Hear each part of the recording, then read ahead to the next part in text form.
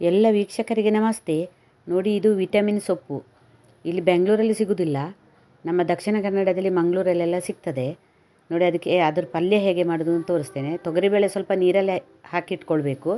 ನಂತರ ಈರುಳ್ಳಿ, ಕಾಯಿಮೆಣಸು, ಟೊಮೆಟೊ ಬೇಕಾದರೆ ಹಾಕ್ಕೊಳ್ಬೋದು, ಇಲ್ಲದ್ರೆ ಬಿಡ್ಬೋದು. ನೋಡಿ, ಉದ್ದಿನಬೇಳೆ ಸ್ವಲ್ಪ ಎಣ್ಣೆ ತಗೊಂಡು ಉದ್ದಿನಬೇಳೆ ಹಾಕಿದ್ದೇನೆ, ಬೆಳ್ಳುಳ್ಳಿ, ಈರುಳ್ಳಿ, ಸಾಸಿವೆ ಎಲ್ಲ ಹಾಕಿದ್ದೇನೆ. ನಂತರ ನಾವು ತೊಗರಿಬೇಳೆಯನ್ನು ನೀರಲ್ಲಿ ಹಾಕಿಟ್ಟಿರ್ತೇವೆ ಅಲ್ಲ, ಅದನ್ನು ಕೂಡ ಹಾಕಿ ಈರುಳ್ಳಿ ಬಿಸಿಯಾದ ಕೂಡಲೇ ಅದನ್ನು ಕೂಡ ಹಾಕಿ ಬಿಸಿ ಮಾಡಿಕೊಳ್ಬೇಕು.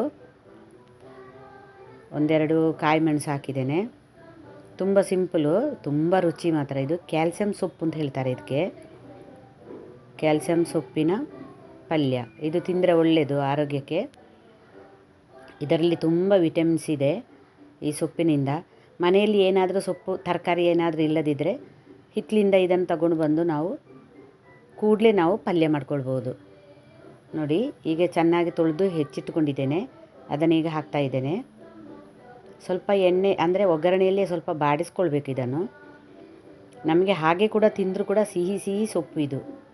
ಶುಗರ್ನವರಿಗೇನು ತೊಂದರೆ ಇಲ್ಲ ಇದು ತಿಂದರೆ. ಇದಕ್ಕೆ ಹೆಸರೇ ಕ್ಯಾಲ್ಸಿಯಂ ಸೊಪ್ಪು ಅಂಥೇಳಿ. ಒಂದು 2 ಗ್ಲಾಸ್ ಅಥವಾ 3 ಗ್ಲಾಸ್ ನೀರು ಹಾಕ್ಕೊಳ್ಬೇಕು. ಅಂದರೆ ಬೇಳೆ ಬೇಯಬೇಕಲ್ಲ, ಹಾಗಾಗಿ ತುಂಬ ಬೇಳೆ ಬೇಯಬಾರ್ದು. ಒಂಥರ ಸ್ವಲ್ಪ ಬೆಂದರೆ ಸಾಕಾಗ್ತದೆ. ತುಂಬ ಸೂಪರ್ ಆಗ್ತದೆ ಪಲ್ಯ ಇದು.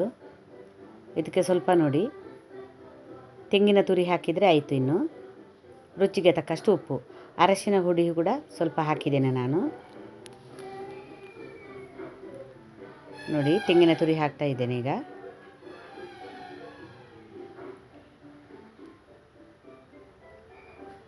ಆಯ್ತು, ಈಗ ಪಲ್ಯ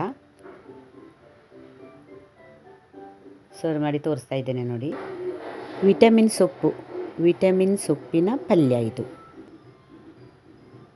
ವಿಟಮಿನ್ ಸೊಪ್ಪು ಇದರ ಹೆಸರು. ಈ ಸೊಪ್ಪಿನ ಹೆಸರು ವಿಟಮಿನ್ ಸೊಪ್ಪು ಅಂತ. Thank you.